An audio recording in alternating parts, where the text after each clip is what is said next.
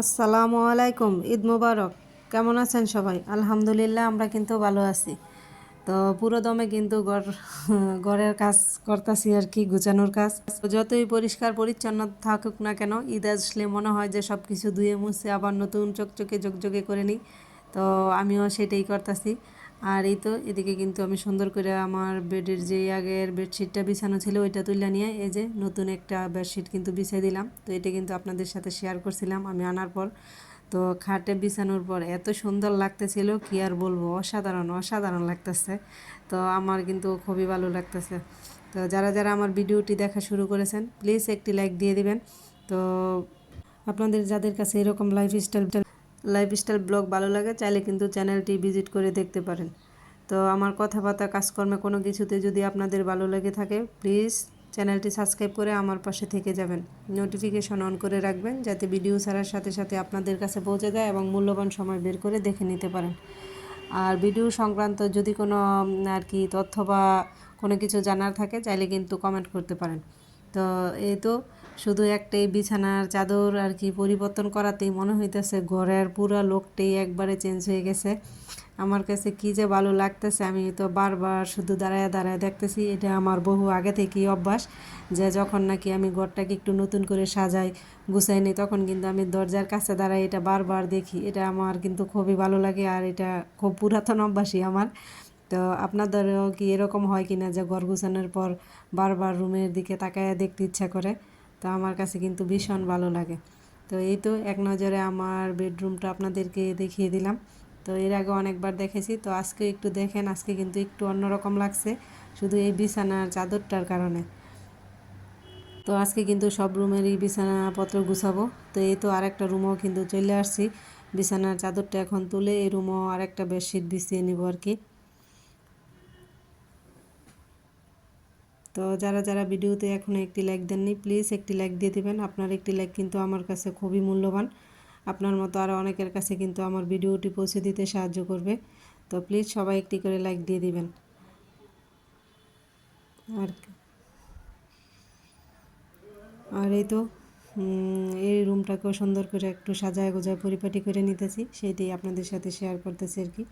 দেখতে থাকুন।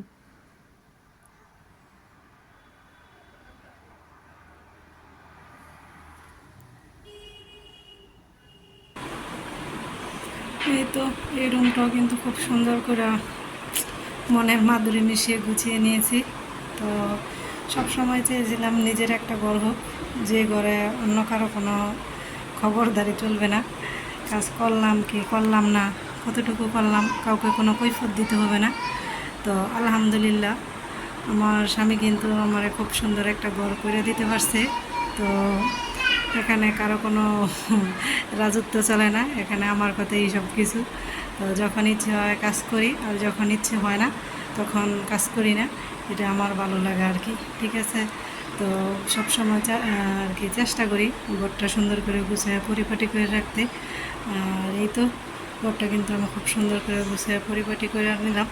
তো এটা কিন্তু আমার মনের শান্তি, আমার চোখের শান্তি, এই আর কি।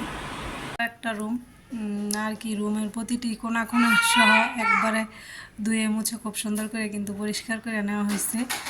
তো এই তো আর আমার মেয়ে যে দিক দিয়া জানালাগুলো পরিষ্কার করছিল, এত সুন্দর ঝকঝকে হয়েছে।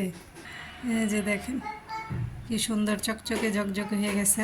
তো পরিষ্কার পরিচ্ছন্নতা করে রাখতে চাই সব সময় যতটুকু সম্ভব।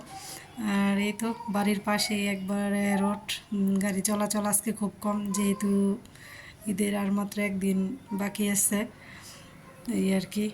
তো এই তো সুন্দর করে কিন্তু খাটটাও গুছিয়ে নিলাম, বিছানার চাদরগুলোও কিন্তু ধুয়ে দেওয়া হয়েছে।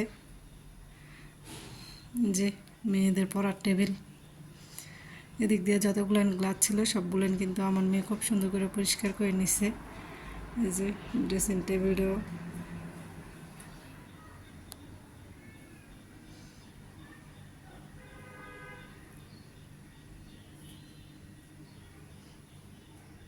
এই যে এই রুমের মনে হয় সবচেয়ে পছন্দের জিনিস হইতেছে আমার এই ফ্রিজটা আর কি।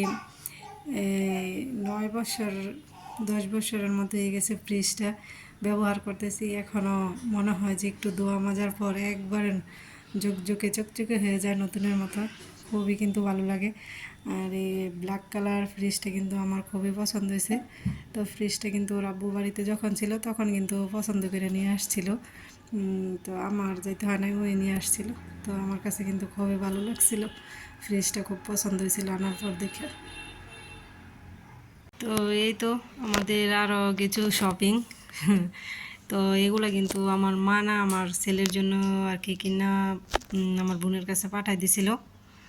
তো আমার মেয়েরাও কিন্তু গেছে, যে জানতো না আগে আমার মেয়েরা যাইব, ওর মামা ফোন করছিল যাওয়ার জন্য, ওরা গেছিল। আর আমার মা আরও বেশ কিছুদিন আগে এই ড্রেসগুলো কিনে আমার ছেলের জন্য আমার বোনের কাছে দিয়ে দিয়েছিল আর কি। তো আজকে বোন আসছে, দিয়ে গেছে। এই তো আর মেয়েদেরকে ওর মামা বলছিল যাওয়ার জন্য যে জামা টামা কিনে দিব, কিন্তু মেয়েরা জামা নিব না, সেজন্য টাকা দিয়ে দিছে। তো এখানে কিন্তু আমার বোনও কিছু টাকা দিয়ে গেছে। আর এই আর কি বাচ্চাদের ঈদের কোনো কিছু কেনাকাটা করার জন্য।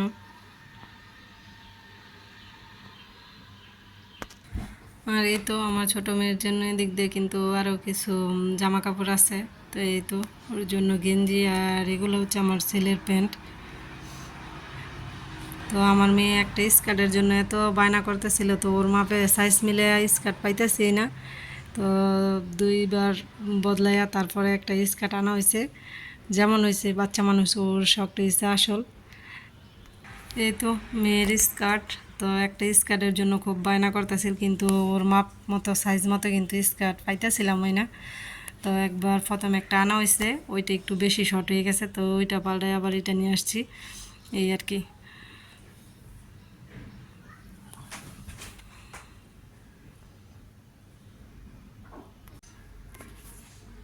তো এই তো আমার বাচ্চাদের আরও কিছু জামা কাপড় আর কি। তো বাচ্চারা খুশি, তো আমিও খুশি।